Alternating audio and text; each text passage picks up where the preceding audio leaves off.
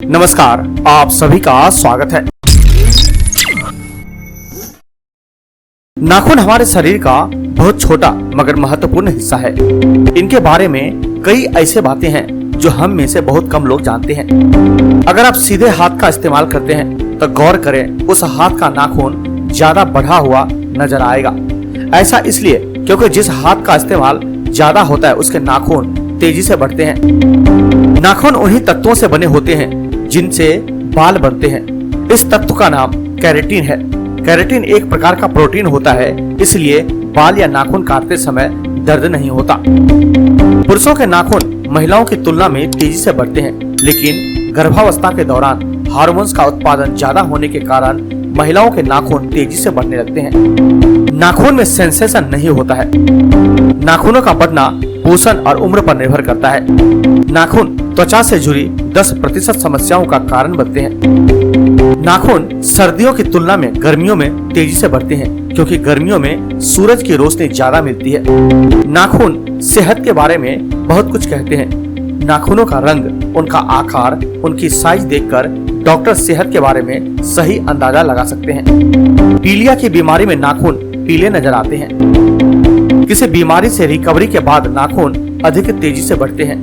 नाखून चबाना नर्वस होने पर की जाने वाली सामान्य आदत है।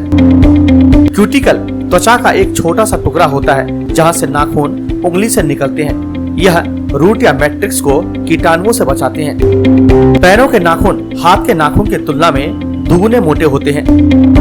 छोटा सफेद आधा चांद का आकार, जिसे आप कभी कभी अपने नाखूनों के नीचे देखते हैं, जिसे लुनुला कहते हैं। अगर आपको अपने किसी भी उंगली पर लुनुला नहीं दिखाई दे तो चिंता न करें, यह कोई बड़ी बात नहीं है। बीच की उंगली का नाखून बहुत तेजी से बढ़ता है, जबकि अंगूठे का नाखून सबसे धीमी रफ्तार से बढ़ता है। स्वस्थ नाखून हल्के गुलाबी रंग के होते हैं। नाखून चबाना यानी नेल बाइटिंग को ओनिकोफेजिया कहा जाता है। 20 से 30% लोगों में नाखून चबाने की आदत होती है। सर्दियों की तुलना में गर्मियों में नाखून तेजी से बढ़ते हैं। नाखूनों पर होने वाले सफेद धब्बे कैल्शियम की कमी को नहीं दर्शाते हैं। उंगली के नाखून और पैरों के नाखून एक महीने में कम से कम 3 मिलीमीटर तक बढ़ते हैं। हाथ पैरों के नाखून और आंखों के कोर्निया को ब्लड और ऑक्सीजन की जरूरत नहीं होती है। हाथ के नाखूनों को पूरी तरह से दोबारा बढ़ने में 3 से 6 महीने का वक्त लग सकता है। जिस हाथ से आप लिखते हैं उन उंगलियों के नाखून तेजी से बढ़ते हैं, और इसमें भी बीच की उंगली यानी मिडिल फिंगर के नाखून सबसे पहले बढ़ते हैं। पैर के नाखूनों के मुकाबले हाथ के नाखून तेजी से बढ़ते हैं। हाथ और पैरों के नाखूनों को पूरी तरह से बढ़ने यानी नए नाखून में कम से कम 6 महीने का वक्त लगता है।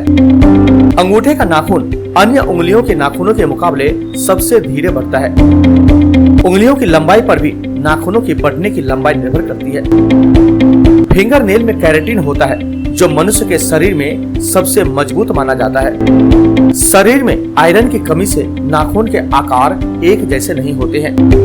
फंगल इन्फेक्शन जैसे कि टीनिया एक व्यक्ति से दूसरे व्यक्ति में फैलता है और नाखूनों यानी हाथ पैर के नाखून को भी संक्रमित कर देता है। उम्र बढ़ने के साथ साथ नाखूनों के बढ़ने की गति भी धीमी हो जाती है। कभी कभी और किसी किसी व्यक्ति के हाथ या पैर के नाखून नहीं होते हैं। ऐसा जन्म से ही होता है। इसे नेल पेटेरा सिंड्रोम कहते हैं। ऐसी धारणा है कि किसी भी व्यक्ति के मौत के बाद नाखूनों का बढ़ना जारी रहता है, लेकिन यह गलत है, क्योंकि मौत के बाद शरीर कड़ा होने लगता है। ऐसे में नाखून बढ़े हुए नजर आते हैं। स्किन प्रॉब्लम जैसे सोराइसिस, एक्जिमा, लीचेन प्लेनस या ल्यूपस होने पर नाखूनों को कमजोर कर देती है।